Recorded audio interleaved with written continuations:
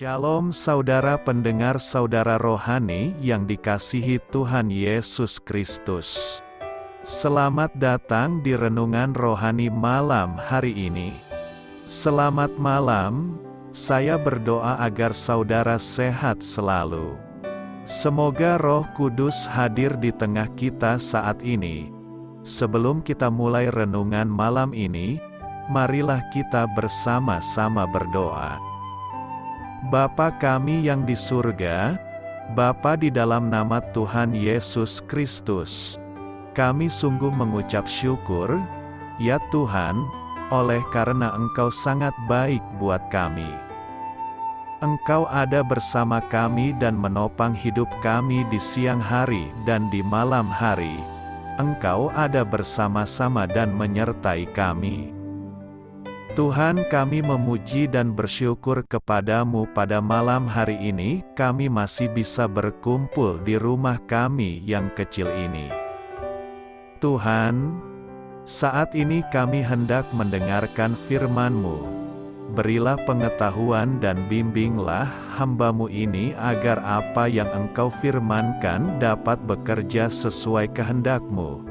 Buat kami jemaat-Mu, bukalah hati dan pikiran kami untuk mendengar dan menerima firman-Mu.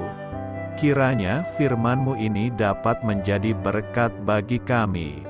Berbicaralah Tuhan, kami sudah siap menerima firman-Mu. Di dalam nama Tuhan Yesus Kristus kami berdoa dan mengucap syukur. Amin. Sahabat saudara rohani, pembacaan ayat emas Alkitab renungan kita malam hari ini.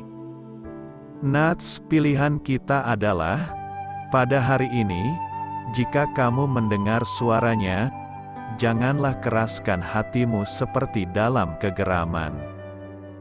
Tertulis dalam kitab Ibrani 3 ayat 15, bacaan kita pada malam ini terambil dari kitab Ibrani 3 ayat 7 sampai dengan ayat 19.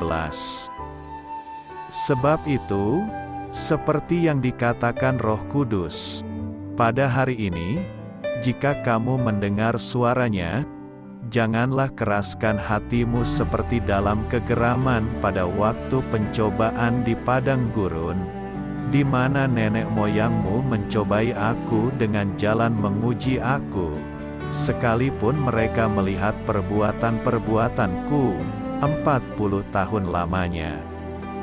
Itulah sebabnya aku murka kepada angkatan itu, dan berkata, selalu mereka sesat hati, dan mereka tidak mengenal jalanku, sehingga aku bersumpah dalam murkaku, mereka takkan masuk ke tempat perhentianku.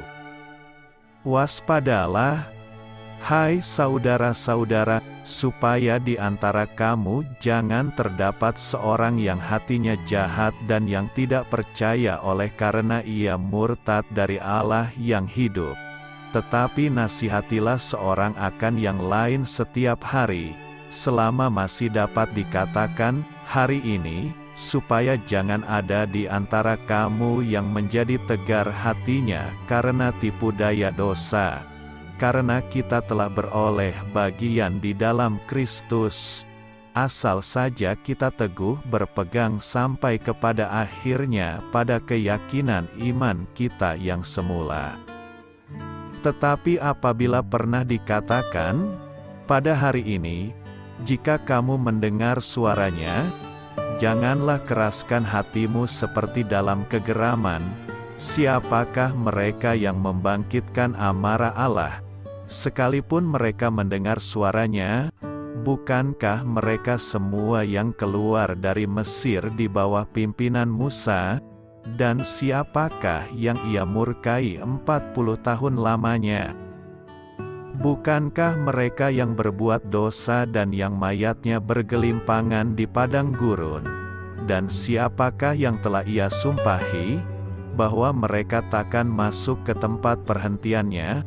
Bukankah mereka yang tidak taat? Demikianlah kita lihat, bahwa mereka tidak dapat masuk oleh karena ketidakpercayaan mereka.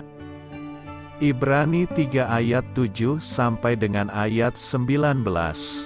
Topik dari ayat emas renungan kita adalah Allah harus menguasai hati kita jika kita ingin berjalan di jalan-Nya. Mari kita mulai renungan malam kita. Judul renungan kita hari ini adalah Lepaskan. Kisah inspiratif. Seorang anak laki-laki berusia 14 tahun dari North Carolina tidak mau berhenti bermain Game Boy Nintendo selama jam pelajaran. Kepala sekolah pun sudah memanggilnya, tetapi ia tetap menolak berhenti bermain. Ketika petugas pengawas sekolah mencoba menggeledahnya, remaja itu menendang dan memukulnya. Pihak sekolah lalu mendatangkan polisi, namun anak itu tetap bersikeras menolak. Setelah polisi memberikan 2 sengatan listrik dari sebuah senjata taser, mereka akhirnya dapat merebut mainan itu darinya.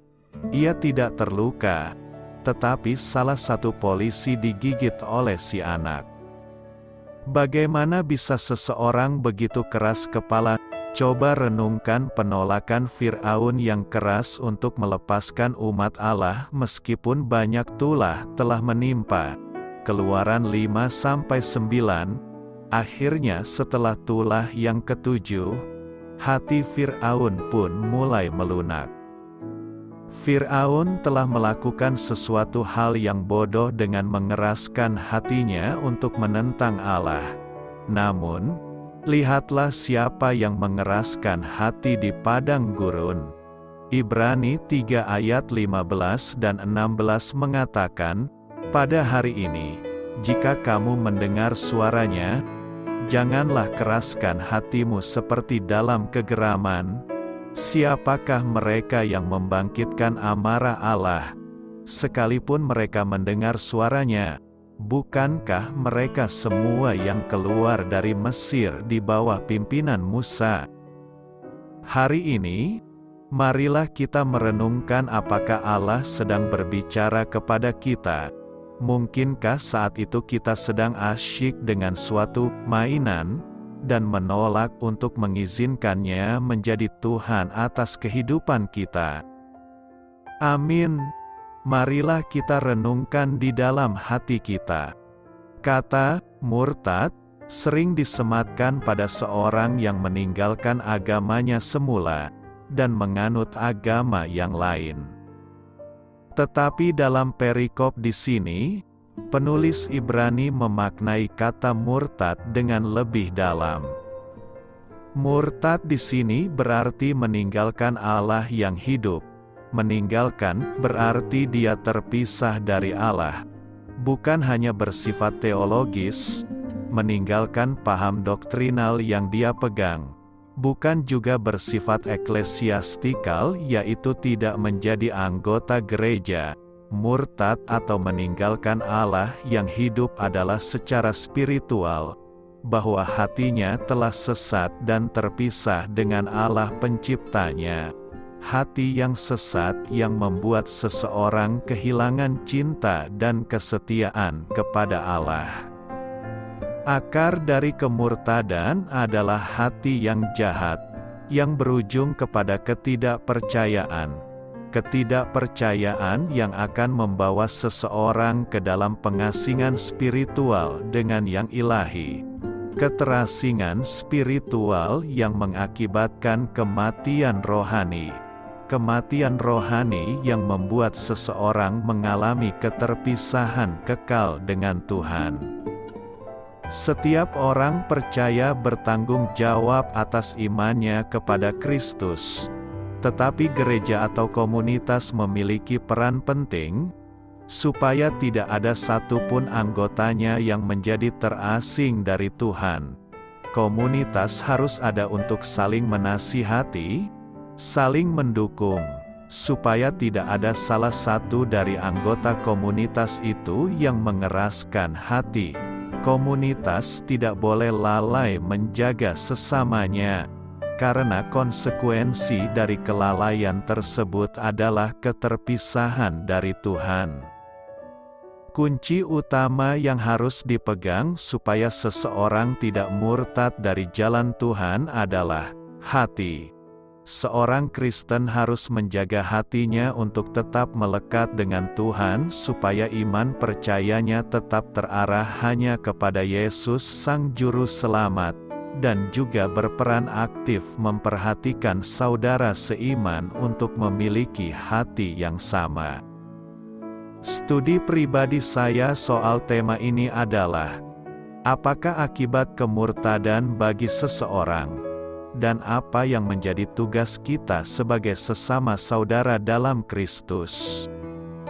Pokok doa yang dapat diberikan adalah, berdoalah supaya setiap orang percaya bisa menjaga hatinya untuk tetap melekat hanya kepada Yesus, supaya iman percayanya terus bertumbuh dalam pengharapan akan Kristus.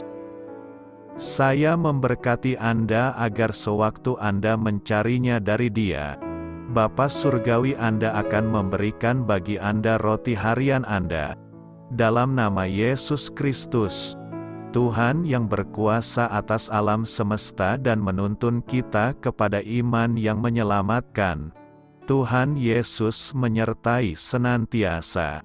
Terima kasih sudah berkenan mendengarkan renungan malam saudara rohani. Tuhan memberkati. Amin.